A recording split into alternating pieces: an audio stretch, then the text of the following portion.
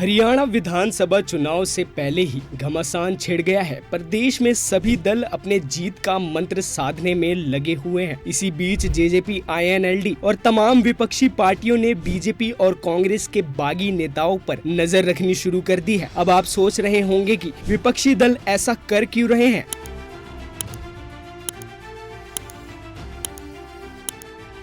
तो यहाँ आपको बता दें कि साल 2019 में जब हरियाणा में विधानसभा चुनाव हुए थे, तब जेजेपी ने चुनाव से पहले ही बीजेपी और कांग्रेस के बागी नेताओं पर नजर रखनी शुरू कर दी थी और जिन नेताओं को बीजेपी कांग्रेस से टिकट नहीं मिला था, उन्हें जेजेपी ने अपनी पार्टी में शामिल किया। नतीजा ये रहा कि बीजेपी कांग्रेस ने जिस नेता को टिकट देकर चुनावी मैदान में उतारा, वो हार गए और जिन बागी नेताओं को जेजेपी ने चुनाव लड़ाया, वो 10 सीटों पर जीत गए। हालांकि चुनाव के नतीजों के बाद जेजेपी ने बीजेपी का दामन थाम लिया था और बीजेपी के साथ सत्ता पर काबिज हो गए थे।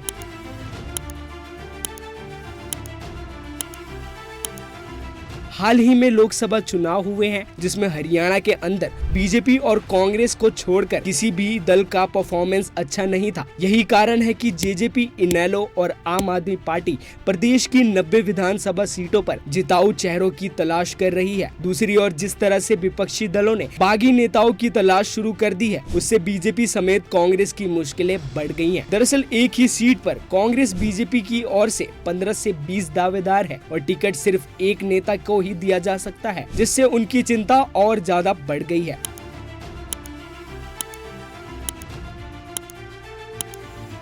हालांकि अभी तक प्रदेश में किस सीट पर कौन चुनाव लड़ने वाला है, इसको लेकर अभी किसी भी दल की ओर से कोई घोषणा नहीं की गई है। लेकिन जिस तरह से विपक्षी पार्टियों ने जेजेपी के फॉर्मूले पर बागी नेताओं को जुटाने में लगी हैं, उससे इतना तो साफ है कि कांग्रेस और बीजेपी को विधानसभा चुनाव में झटका जरूर लग सकता है। खैर, ये तो विधानसभा चुनाव के नतीजों में तय ही हो जाएगा। विपक्षी पार्टियों की इस रणनीति पर आपका क्या कहना है, हमें कमेंट करके जरूर बताएं।